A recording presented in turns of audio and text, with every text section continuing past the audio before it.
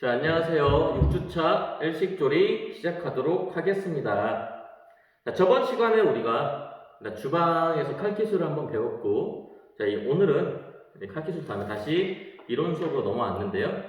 향신료와 양념을 끝냈으니까 양념의 종류에 대해서 알아보는 시간을 가질게요. 자, 양념은 페이지 192페이지에 나와 있고요. 첫 번째로 설탕이 나와 있죠.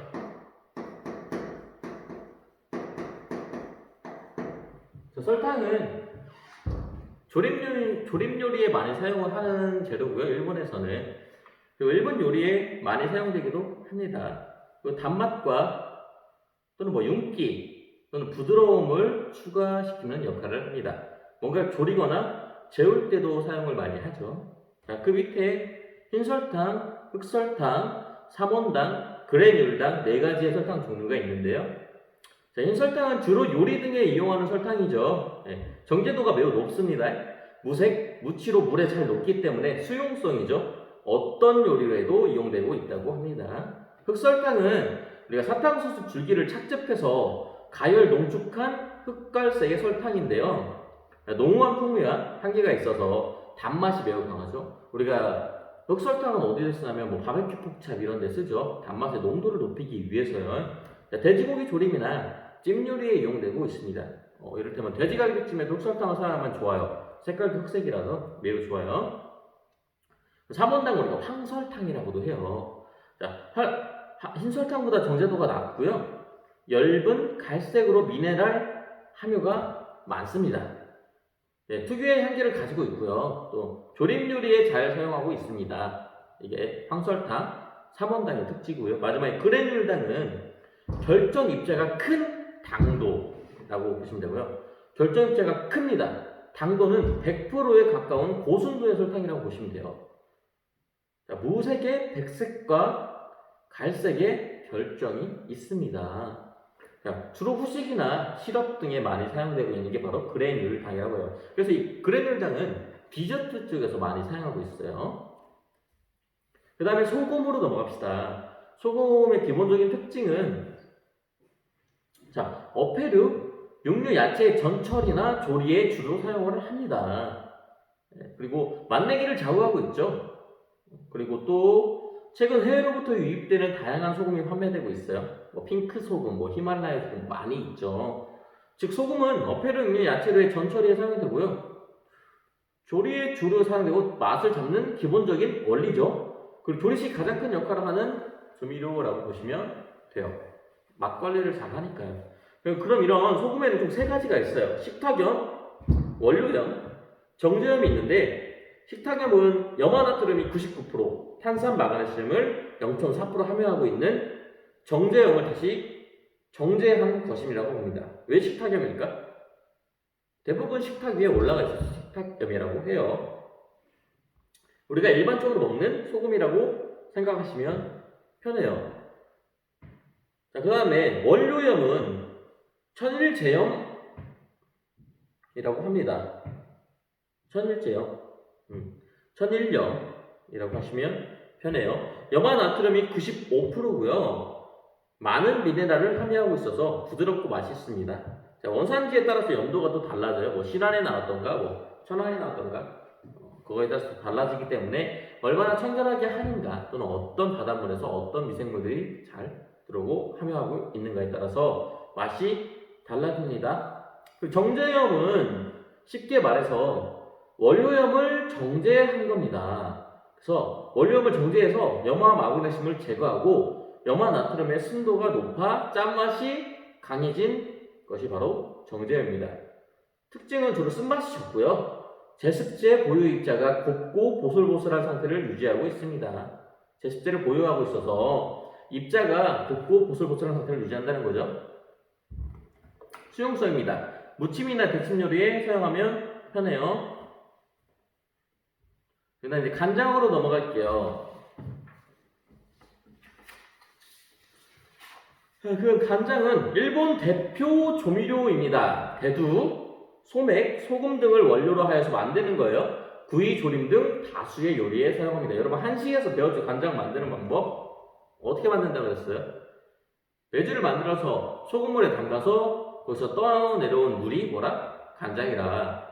그 간장을 떠내고 남은 그 부산물이 뭐라? 된장이라고 하죠. 그 된장은 소금과 다소 다른 걸 넣고 양념을 해서 좀 더 발효시키고 숙성시켜서 만든 걸 된장이라고 하죠.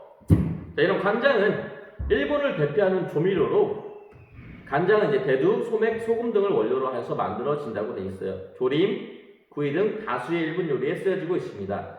자, 이런 간장은 세 종류가 있는데요. 진한 간장, 엷은 간장, 맑은 간장이 있습니다.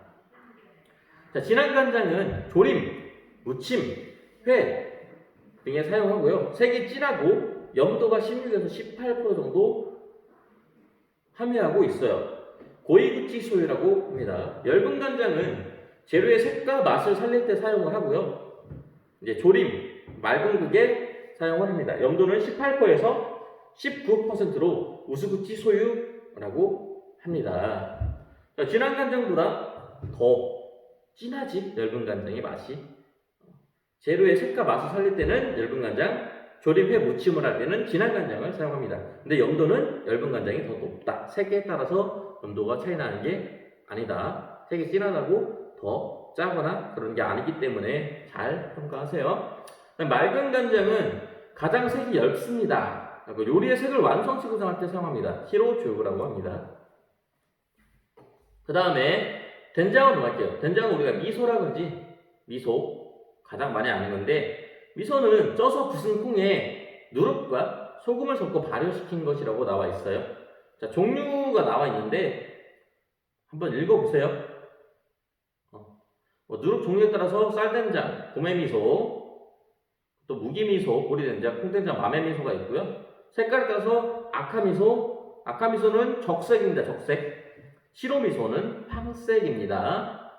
자, 맛에 따라서 아마미소는 싱겁답니다. 싱겁다. 가라미소는 염도가 강합니다. 산지에 따라서 에도미소, 센다이미소, 신주미소 나뉩니다. 그 다음에 맛술 나오죠? 우리가 미린이라고 하는 거죠. 맛술은 찐 찹쌀에다가 누룩을 가미하고 소주를 넣고 천천히 당화시켜서 만든 술이라고 보시면 돼요. 찐 찹쌀에 누룩을 넣고 버무린 다음에 소주를 넣어서 천천히 당화시켜 만든 단맛이 나는 요리 술입니다. 알코올 농도는 14% 정도 포함하고 있어요. 근데 마시면 맛 없어요.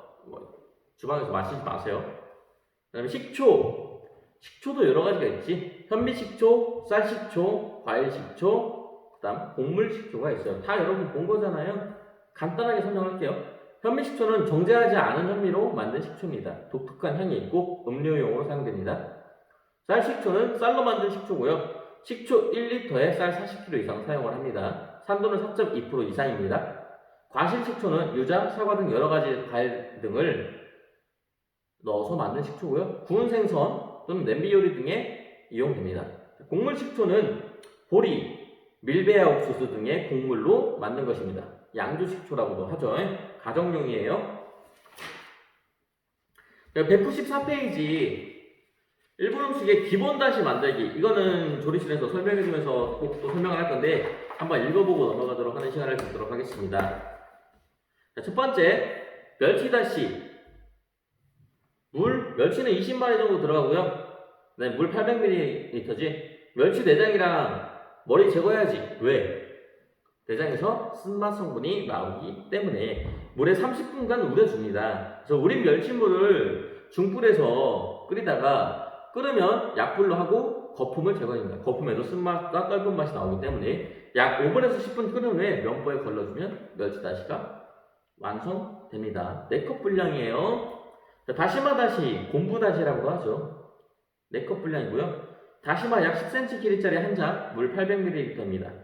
다시마에 묻은 이물질은 우리가 만니톨이라고 해요. 만니톨은 혈액의 순환을 좋게 하기 때문에 모든 사람이 그게 좋은 게 아니기 때문에 꼭 닦아내주고 사용하십시오. 젖은 면포로 닦아낸 다음에 볼의 분량에 물을 넣은 다음에 2에서 4시간, 여름엔 2시간, 겨울엔 4시간 정도 그대로 우려냅니다. 그대로 놔둔다는 거예요. 그래서 다시마가 오르지만 다시마를 건져내면 다시마 다시가 완성되어 있는 겁니다. 자, 1번 다시는 우리가 일식에서 가장 많이 사용하는 거기 때문에 별표를 꼭 쳐두고 내어주세요. 자, 다시마 마니토를 제거 후에 물에 30분 정도 우려줍니다. 그래서 냄비에 옮겨서 다시마 제거하지 않아요. 그대로 끓여요. 기포가 생성되기 시작하고 살짝 끓기 시작하면 다시마를 건져냅니다. 이미 충분히 우려내줬고요. 그리고 이제 다시마가 끓기 시작하면은 쓴맛 성분을 내보내기 때문에 끈적끈적하고 빼서 버려주면 됩니다. 그리고 끓기 시작하면 이제 가스오버시를 넣어주는 거예요. 그래서 약불에서 살짝 끓여주다가 불을 꺼줍니다. 거품을 제거해주고요. 그래서 2, 3분 후에 불을 끄고 가스오버시가 바닥에 가라앉으면 면보에 걸러주는 게 바로 1번 다시예요. 자, 그럼 이제 2번 다시로 바로 넘어갈게요. 1번 다시에 사용한 가스오버시와 다시마 30g 그리고 새 가스오버시 10g 물 800ml를 다시 준비하고 밀리리터. 자, 1번 다시에 사용한 가스오버시랑 다시마 물을 넣어서 끓입니다. 이제 끓으면 다시마는 건져내고 약불에서 10분 정도 더 끓여줘요. 그래서 준비해둔 새 가다랑어를 다시 넣고 이제 불을 꺼줘요. 그래서 모든 가다랑어 가스오버시가 가라앉으면 면보에 걸러주면 2번 다시가 되는 겁니다. 자, 오늘은 여기까지 하고 다음 주에 학교에서 보도록 합시다. 수고하셨습니다.